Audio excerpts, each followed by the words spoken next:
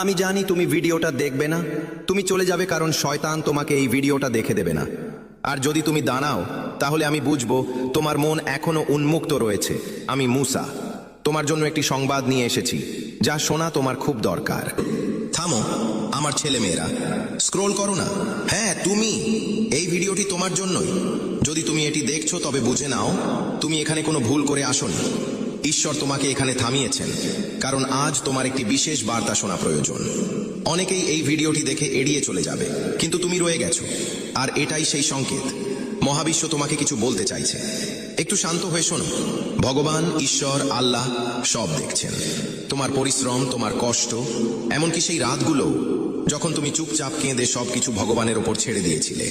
তুমি হার মানোনি, তুমি সব সহ্য করেছো, তবুও হৃদয়ে এক চিলতে আশা বাঁচিয়ে রেখেছো। আর আজ ঈশ্বর সেই আশারই জবাব দিচ্ছেন। শোনো, আগামী কয়েকদিনের মধ্যে তোমার জীবনে বড় কোনো পরিবর্তন আসতে চলেছে আমার আশীর্বাদে।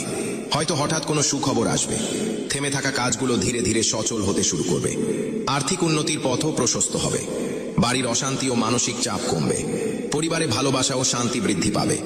এসব এক নিমেষে ঘটবে না, কিন্তু মহাবিশ্ব ইতিমধ্যেই তোমার জীবনে বরকতের দরজা খুলে দিয়েছেন।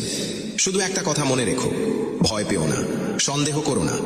মহাবিশ্ব তোমার সাথে আছেন, আর যখন ভগবান পাশে থাকেন তখন পথ নিজে থেকেই তৈরি হয়ে যায়। তুমি একা নও, এই মুহূর্তেও মহাবিশ্বের দৃষ্টি তোমার উপর আছে। তিনি তোমাকে রক্ষা করছেন, তোমার ঘর ও পরিবারকে আগলে রাখছেন। যারা তোমার মন্দ চায় তাদের নেতিবাচকতা তোমার পর্যন্ত পৌঁছাতেও পারবে না, কারণ তুমি মহাবিশ্বের সুরক্ষায় আছো। তুমি যদি আমার এই আশীর্বাদ গ্রহণ করো তবে এখনই কমেন্টে আমি গ্রহণ করলাম, অথবা 5432 ভিডিওটা সেভ করো, শেয়ার করো, যাতে আমার শুভ শক্তি তোমার উপরে সক্রিয় হয়। ভালো থাকো, রহমত বরকত তোমার উপর বর্ষিত হোক।